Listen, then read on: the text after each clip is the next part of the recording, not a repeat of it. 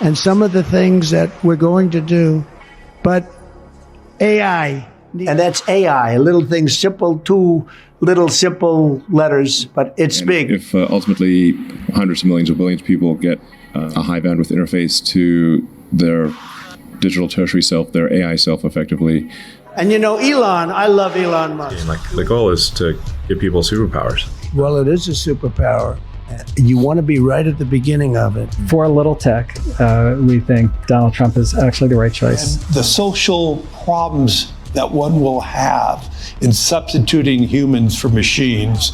The cynical view would be this is just a classic arms race. You know, who masters those technologies will be the master of the world. I'm going to have a lot of friends who are probably pissed off at me for saying anything nice about President Trump. We're going to bring this into a golden age like never seen before. Remember this, China wants to do it, Japan wants to do it, all of these countries want to do it. If you look at some of the things that have been done and some of the things that we're going to do, but AI needs literally twice the electricity that's available now in our country. Can you imagine?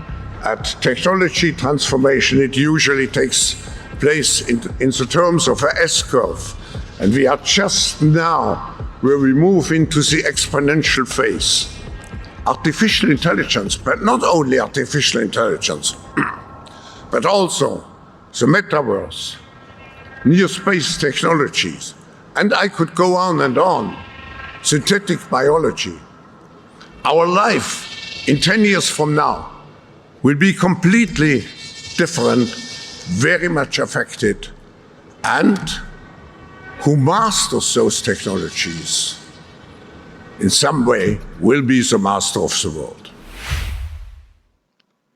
Good evening. It is Friday, July 26th in the year of our Lord 2024. I am Joe Allen, sitting in for Stephen K. Bannon, who is unjustly imprisoned as I speak. If there's one thing that Stephen Bannon tried to cultivate in this audience, it is both a very firm political stance coupled with an open mind, the ability to hold two ideas in your head at the same time. So on the one hand, we know that the re-election of Donald Trump will be essential to closing our porous borders, to ending the sorts of economic and Justice Department-based warfare against conservatives, to hopefully ending foreign wars, and if all things come together, to bring certain biomedical tyrants to justice. On the other hand, you've got the issue of technologists, transhumanists, who with their economic and techno-wizardry have hypnotized Trump for the moment with the gray gods of AI. Now, in the short term, it's clear the political objectives take precedence, but it's going to be important to keep these long-term trends in mind. Many people have this bizarre misconception that transhumanism is essentially globalist or essentially left-wing, but transhumanism absolutely has its nationalist and right-wing component, such as Peter Thiel or Mark Andreessen, and increasingly Elon Musk. Most transhumanists are libertarian, and for the most part, libertarians are ridiculous dreamers. But libertarians also believe in ending the Fed, and if there is one thing that we want to see in the war room, it's the end of the Fed. If the Fed goes, if fiat currency is brought under control, you're going to want gold. That's why the War Room partners with Birch Gold. As we all know, the petrodollar is crumbling before our eyes. Saudi Arabia just declined to renew the 50-year-long petrodollar agreement. With gold IRAs from Birch Gold Group, you can move your IRA or 401k into physical gold without paying any taxes or penalties. To learn more, get a free info kit on gold IRAs by going to birchgold.com/Bannon. That's birchgold.com/Bannon. Birch Gold Group is the only gold company that our company trusts to help patriots defend their savings. So take a stand right now. Go to birchgold.com/Bannon and get your free info kit on gold IRAs. Speaking of holding two ideas in your head at the same time, in America, I think it's very important that we prize liberty and civility in our politics. But on the other hand, there has to be justice. And we are at a period in which many in the current prevailing regime are facing serious consequences for their action. To discuss this in a realistic manner, I'd like to bring in the former federal prosecutor, T.J. Harker. Harker's work has been showing up lately at The American Mind, at Blaze Media, and Man's World, among many others. He has a fantastic Substack. And in a recent article on the post-constitutional order in The American Mind, Harker has raised the hackles over at the Libertarian Cato Institute. TJ, welcome to the show. I appreciate you coming, and tell us a little bit about your article and tell us about this completely unhinged response from the Cato Institute. Yeah, well, thanks, Joe. Thanks for having me on. So I think it's important for your listeners and your viewers to keep in mind there's really sort of one overarching question here, which is there still a constitutional order? When I say constitutional order, I mean, the thing that most Americans have in mind, this rules-based system that's deeply tied to our history. And on the right side of the political spectrum, there's really sort of there's one debate going on right now. And that is, there are two different positions on that debate. The first is the constitutional order does not exist any longer. It's dead. And the other position is the constitutional order is on life support. It is almost dead, but not quite. And we ought to try to save it. And there's really nobody who's arguing that everything is well and good. And so if you're going to adapt the latter position, which is the position of, well, I shouldn't speak for them, but my sense of the Claremont Institute and the American Mind and so forth, then you might as well try to fight to restore it, because you know that the people on the other side of the spectrum are not going to do anything to try to save the constitutional order. In fact, what they primarily try to do is undermine it, subvert it for the purposes of advancing their power. And one of the ways that they do that is this thing called lawfare, which has many different forms. You could sort of lay out a taxonomy of lawfare, but the one that your listeners and viewers are most familiar with is the use of the criminal justice system to prosecute the regime's political enemies. And so I'm happy to talk about that in detail, or to go a little bit further into the Cato Institute issue. You tell me. Well, TJ, I'm actually really interested. The lines that the Cato Institute took umbrage with, basically talking about how certain uncomfortable arrangements are going to have to be made to bring these people to heel. I'm curious what their rationale was. Why are they so afraid of prosecuting or even disempowering certain elements in the leftist regime? And what was your argument? Like, what was the central thrust of the argument that they either misinterpreted or simply don't have the stomach to accept? Yeah, no, so the point that I was making that Cato sort of freaked out about was this idea that people like Jack Smith, and who's the federal prosecutor in charge of the two prosecutions of Donald Trump in Florida and Washington, D.C., and District Attorney Fani Willis, who's the DA out of Fulton County, who's also prosecuting Donald Trump and others, and then District Attorney Alvin Bragg out of Manhattan. The idea was that once we've accepted the idea that the law can be used to get our political opponents, then Americans need to understand that the language of the statutes that are used itself is broad enough that almost any form of legitimate and lawful conduct can be criminalized. So in other words, there's more than enough statutes on the federal books and in the state books to prosecute almost any American for almost any act. And Jack Smith and Fani Willis and DA Alvin Bragg and others could easily be on the receiving end of this sort of political prosecution. There are more than enough federal statutes, one of which is a Title 18 United States Code, Section 242. And that's basically deprivation of civil rights under the color of law. In other words, if you use the law for the purposes of depriving somebody of a civil right, like the right to free speech or the right to petition the government for the redress of grievances or the right to assemble, then you yourself have committed a federal felony.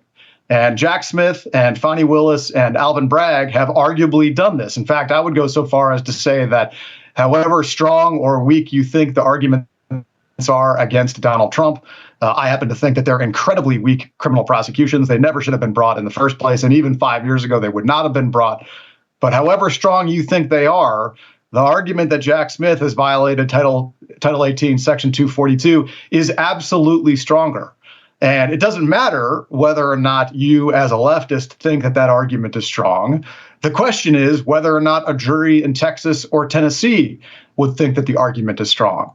And because that's what we've done now. We've set up forum selection and forum shopping precedents that can be used against these prosecutors. So when I wrote this article, what I was saying is uncomfortable things need to be done. And people like Jack Smith and Fani Willis, Alvin Bragg, and others, they need to see their licenses stripped in the same way that they've attempted to strip the law license and have successfully stripped the law license of former Trump advisor John Eastman. They need to face potential prosecution, just as Donald Trump has, just as Steve Bannon has, just as Peter Navarro has, and many others. And there's an easy way to do this within the four corners of the letter of the law. Now, Cato freaked out about that because they don't like the taste of their own medicine. They don't like the idea that they've violated all the institutional norms and all the rules of law that otherwise had not been violated until they violated them. And now they're concerned that the opposing side, the political opposition, will take power again next January. And if that happens, then we should see these types of prosecutions. We should see, in the case of lawyers, these types of disbarment from the practice of law. And I suspect that some of these prosecutors have thought about that fact, especially as these federal cases, as I predicted in an American Mind article a few months ago, have started to implode. And one of them was recently dismissed. So if I was Jack Smith, I would be wondering about what happens to me personally come January 22nd. Well, you know, TJ, after enough space cakes, I suppose that any sound policy would seem dubious, including the policy of actually addressing the issues at hand rather than beating around the bush with a lot of happy talk.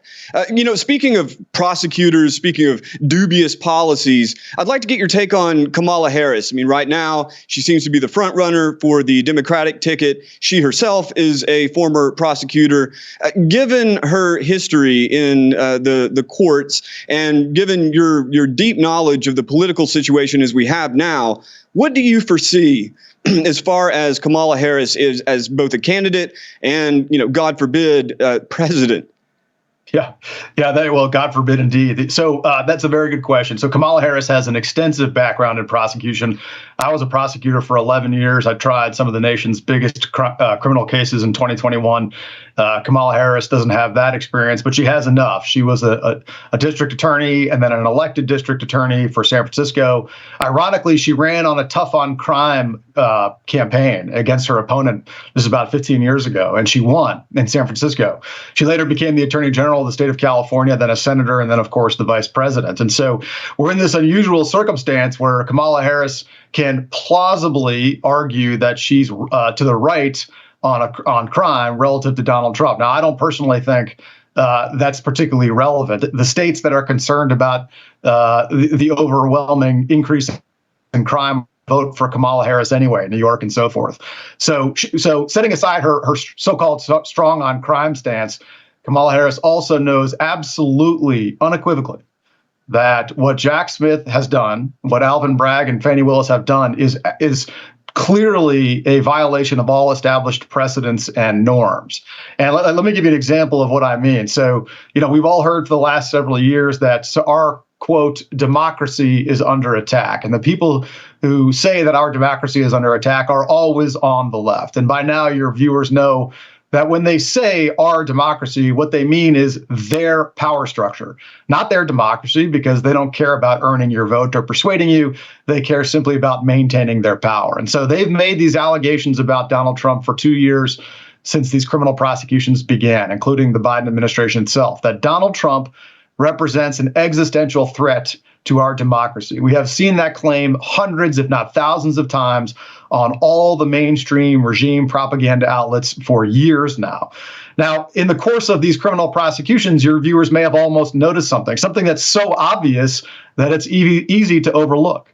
And that is that Donald Trump sat by while these federal agents working at the behest of of Merrick Garland and Joe Biden raided the home of Donald Trump in Mar-a-Lago. They sat by, and Donald Trump allowed himself to be booked and then mugshotted in Fulton County. He sat through a trial, a sham trial in New York City. He did all these things because he didn't have the power to simply not do them. And yet the left is claiming that he's the one who's an existential threat to our democracy. You might wonder, how is it the case that a man who's supposedly capable of overthrowing the United States of America and its government can't disobey a municipal court judge's order, and yet Donald Trump has followed these orders almost to the letter of the law? The point is that Kamala Harris knows this. They know that Donald Trump has exercised an incredible amount of restraint, that this entire time he has been out there on the campaign trail trying to persuade people while simultaneously filing motions, making opening arguments, making closing arguments, cross-examining and direct examining witnesses, filing motions, appealing, and so forth, all because he's trying to persuade. Simultaneously, the left is simply using the institution of the rule of law, and in particular the criminal justice system, to hammer their political opponents with this lawfare. Kamala Harris knows that. She knows that this is a tool at her disposal. She knows that by using the criminal justice system, she can continue to keep down Donald Trump.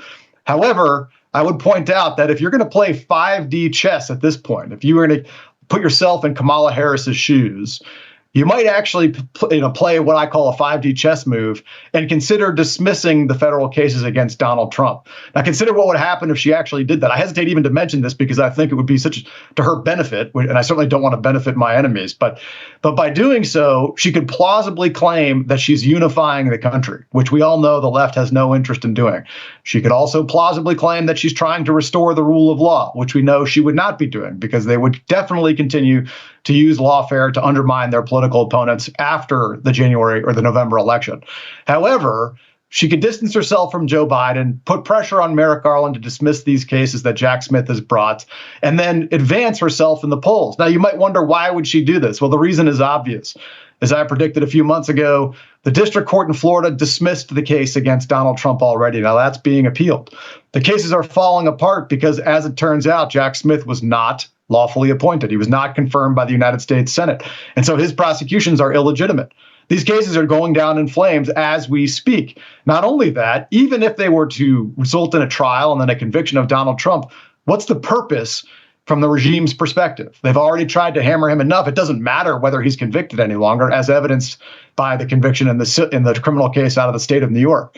So Kamala Harris could actually be smart enough, if you give her more credit than maybe she's due, to advance her interests by coming out and saying we ought to dismiss these cases against Donald Trump. Now, that would be a turn of events that I don't expect to happen. I don't think they're that intelligent politically, although I do think that they're dangerous, and we can bet that no matter what happens, whether she does that or not, they're going to continue to use the criminal justice system and the civil justice system to prosecute their political battles, specifically the ones that they know they can't win in the political arena, but can win in the criminal or civil justice system.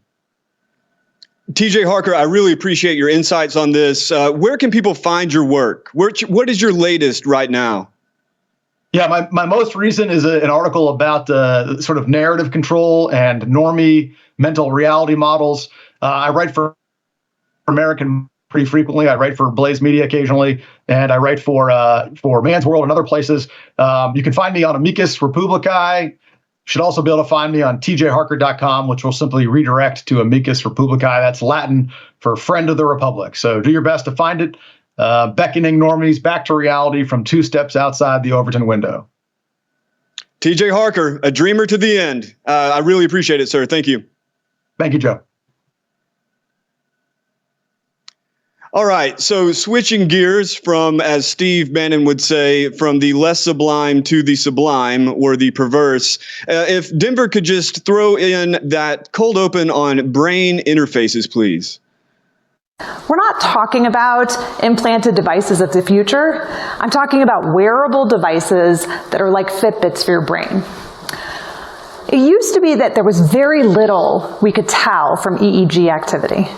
But already, using consumer wearable devices, these are headbands, hats that have sensors that can pick up your brainwave activity, earbuds, headphones, tiny tattoos that you can wear behind your ear. We can pick up emotional states like, are you happy or sad or angry? We can pick up and decode faces that you're seeing in your mind. Simple shapes, numbers, your PIN number to your bank account. Just imagine North Korea in 20 years when everybody has to wear a biometric bracelet which constantly monitors your blood pressure, your heart rate, your brain activity, 24 hours a day. You listen to a speech on the radio by the great leader, and they know what you actually feel. You can clap your hands and smile, but if you're angry, they know you'll be in the gulag tomorrow morning. All right, on the concept of holding two ideas in your mind at the same time and thinking about some of the misconceptions that we've tried our best to dispel in the war room, although it is an uphill battle. I'd like to bring in Tim Hinchliffe from The Sociable to talk about brain-computer interfaces, their importance, and the importance of cognitive liberty and neuro rights. Tim Hinchliffe, how are you, sir? Doing great, Joe. It's great to be back. Thanks.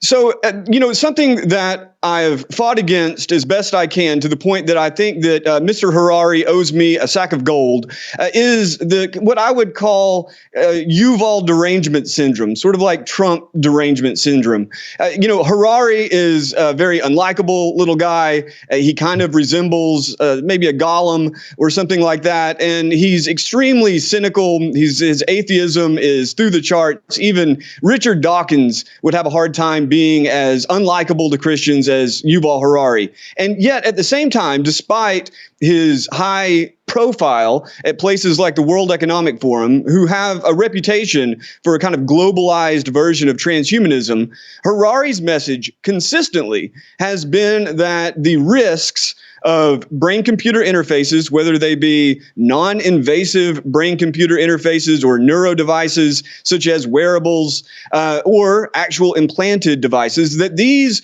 may or probably have more risks, more detriments than benefits. And the same could go for Nita Farahany, who we heard there. Her book, The Battle for Your Brain, is really a rallying cry around cognitive liberty and neuro rights. And yes, she is also featured prominently at the World Economic Forum. And yet, basically, people like Farahany, people like Harari are talking.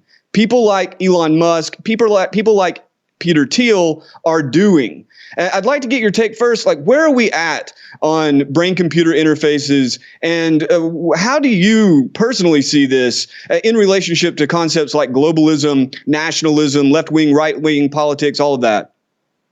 Yeah, well, we're at with brain-computer interfaces, just like Dr. Nita Farahany said there, that was at the 2023 World Economic Forum annual meeting, is that we've already got the technology in the non-invasive BCIs, brain-computer interfaces.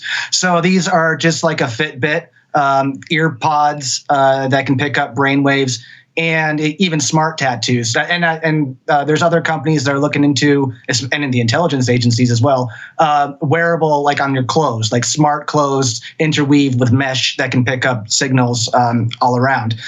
So there's that non-invasive one. The invasive one, where we're looking at like Elon Musk's Neuralink, or how Peter Thiel has invested in BlackRock Neurotech, which they're going after directly into the brain, touching it, neural mesh, and trying to restore limb and other mobility issues in handicapped patients, disabled patients. But so, yeah, the technology is there. And what you say about you all know Harari and Dr. Nita Farahany, I'm grateful that they are putting the information out. And they do warn about, well, I believe it's warning. They talk about all the detriments to it. But why a group like the World Economic Forum gives them platform, it seems more like, I can look at it two ways, like how they want to show the world that, hey, look, we care about ethics.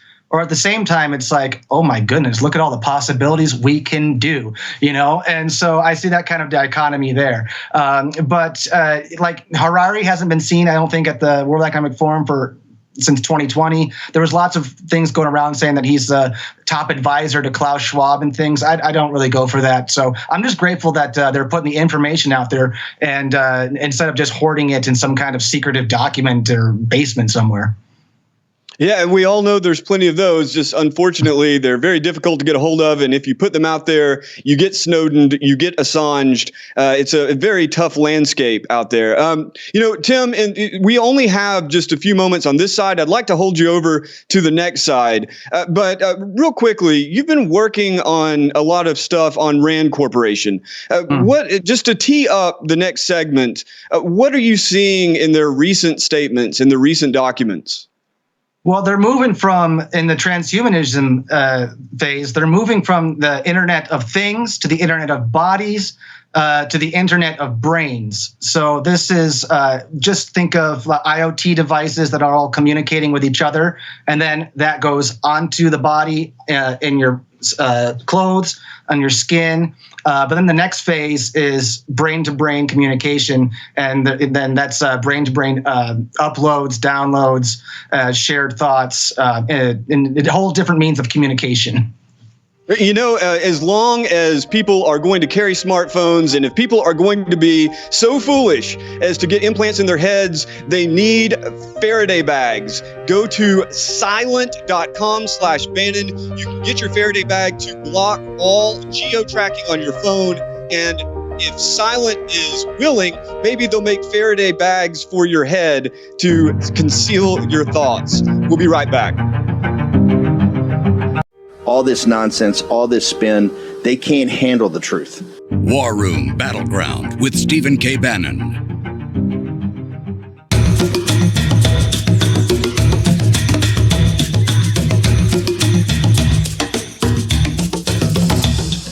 The future is already here.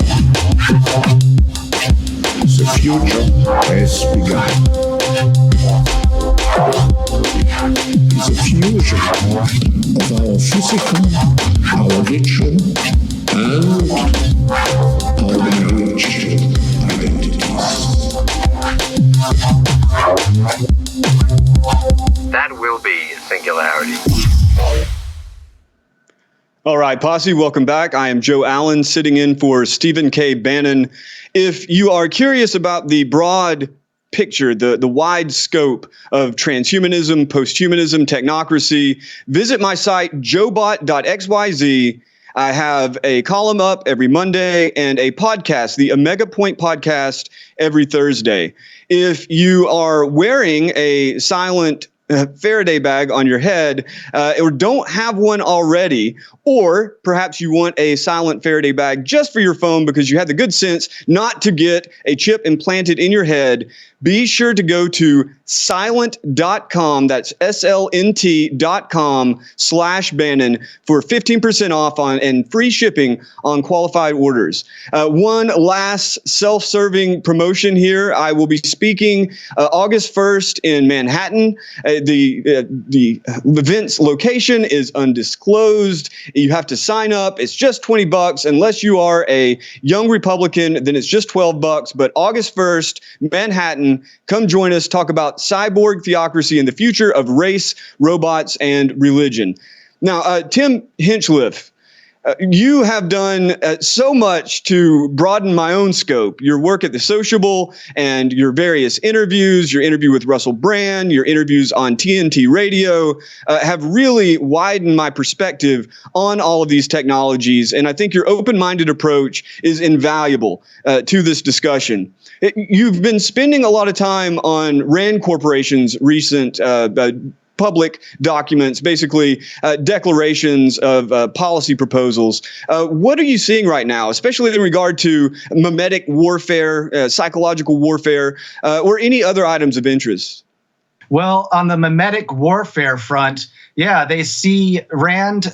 This was a Pentagon-sponsored Rand report that came out just, I believe it was last week. And what they're worried about is cyber attacks, well, anything that threatens the U.S. financial system.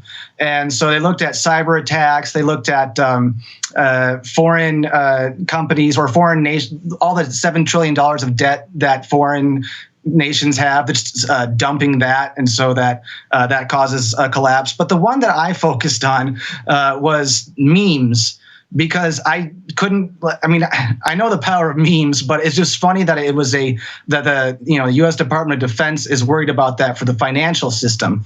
And so what they actually talk about are coordinated mimetic engineering attacks, is what they call them, and that could bring down trust in institutions. And so they say that they tap into tribalism, these memes. They tap into cognitive biases, and they can influence and manipulate behaviors. But that's exactly the modus operandi of a lot of these institutions in and of themselves. They do the same thing. Governments do this. Corporations do this. Even in the same report, they likened this mimetic warfare, these mimetic engineering attacks, to climate change and 9/11. So they say that an attack, these memes, it might not have a 9/11 boom kind of effect on financial systems and the economy, but more like a slow burn, like climate change. So they use these already politically and emotionally charged narratives that are tribalistic in their own report about how bad it is to be that way. So they're kind of contradicting themselves, in my own opinion. Self-interest and objectivity are very uncomfortable bedfellows. Many, it doesn't really even matter what your perspective is on 9/11, climate change, COVID. It would be really disingenuous not to argue that 9/11 and the war on terror began with and was basically predicated on mimetic warfare, that the meme of the terrorist and the meme of the necessity of U.S. empire drove it and drove support for it. Same for COVID, and also same for climate change. Even if you believe these things are existential risks, you have to at least agree that the side that wants to address these and take power in order to address these is engaging in mimetic warfare. Yeah, I mean, that's it's because what are these memes? They're this meta warfare. It's basically narratives. They're shaping narratives. So I mean, that's the World Economic Forum came out a few years as their sequel to the Great Reset, the Great Narrative, and this was in order to change people's behaviors and thoughts and to steer them and nudge them in a certain direction. This is how policies get nudged. So I mean, this is, and they even say that so with memes and narratives is that you don't have to actually look at real data, because what they're going after is emotion. So the WEF has been putting out reports for years. I've reported on these ones of how narratives shape our decision making, and the best narratives, they don't have to have any data. If you look into the postmodernism, the whole thing, what they call a grand narrative, was it Francois Lyotard who came up with that one, that grand narratives are just used by authoritarians to further their own power, and so they have no real meaning. But they do. they definitely influence behaviors, and it can be a small micro level or a huge macro level affecting the whole planet.